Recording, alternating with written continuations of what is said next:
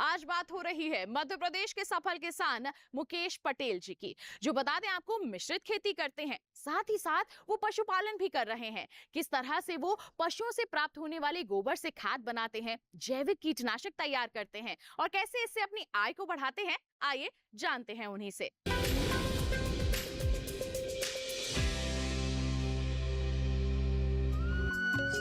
आज के दौर में खेती के साथ साथ पशुपालन करने से किसान की आय और खेत की दशा सुधरने में मदद मिलती है।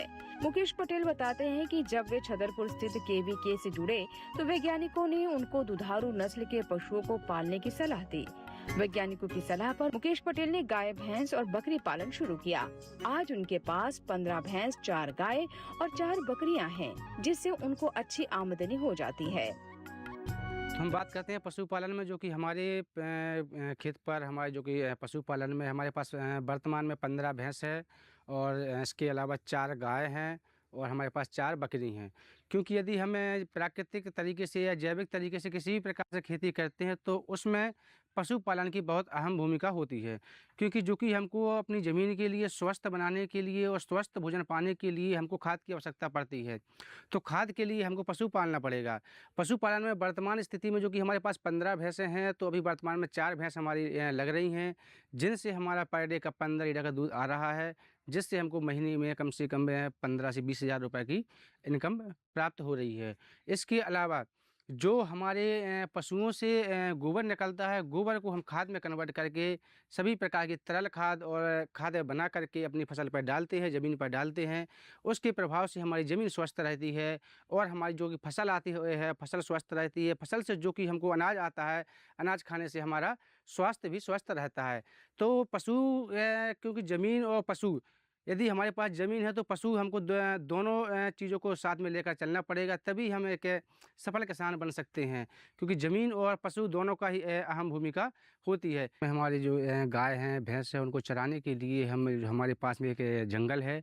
तो वहाँ सुबह से हम क्या करते हैं, अपने पशुओं को ले जाते हैं, वहाँ छोड़ देते हैं। वो दिन भर वहाँ चारा चरते हैं। इसके बाद वो शाम को घर आते हैं और इसके बाद में हम उनको भूसा है और जो कि घास होती है, घास को कटिया करके अच्छे तरीके से उसमें मिला करके रात को उसको खाने के लिए डालते हैं। तो इससे हमारे पशुओं को खाने के लिए हमको जो कि चारे की आवश्यकता पड़ती है वो कम हो जाता है। क्योंकि दिन में हमारे यहाँ एक जंगल है, तो वहाँ दिन में जाते हैं पशु और वहाँ से चर करके शाम को आ जाते हैं। तो शाम को ही हमको उनको भोजन देना पड़ता है। तो इससे हमारा जो कि पशु आहार है उसमें हमको खर्चा में कम आता है। पशुओं के गोबर से मुकेश पटेल जहां वर्मी कंपोस्ट खाद तैयार कर खेत को उपजाऊ बनाते हैं, साथ ही उससे जैविक कीटनाशक भी तैयार कर लेते हैं। गोबर से वे गोबर गैस प्लांट भी चला लेते हैं, जिससे उनके ईंधन की जरूरत की भी पूर्ति हो जाती है। हमने गोबर गैस प्लांट लगाया हुआ है, जो कि हमारे पशुओं से गोबर निकलता है, वो हम गोबर गैस प्लांट में डालते हैं। गोबर गैस से सबसे हमको मेन फ़ायदा ये हुआ है कि जो कि वर्तमान में एक सिलेंडर 1200 रुपये का आता है, तो वो हमारा खर्च माइनस हो गया है। हमको सिलेंडर की कोई आवश्यकता नहीं पड़ती है। इसके बाद जो गोबर गैस की स्लरी निकलती है, स्लरी का उपयोग हम डायरेक्ट अपनी फसलों में पानी के साथ भी दे सकते हैं, इसको जीवामृत में भी कन्वर्ट करके दे सकते हैं, या फिर हम वर्मी बेड में केचुआ छोड़ करके उसको वर्मी कंपोस्ट खाद में भी बना करके उपयोग कर सकते हैं।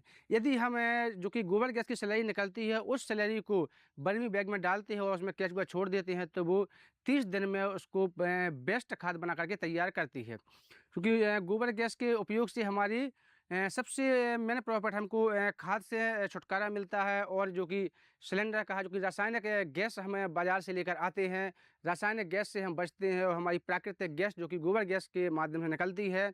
हमारी फैमिली में 4 लोग हैं, 4 लोगों के लिए हमारे पास 2 घर मीटर का गोबर गैस लगाया हुआ है हमने।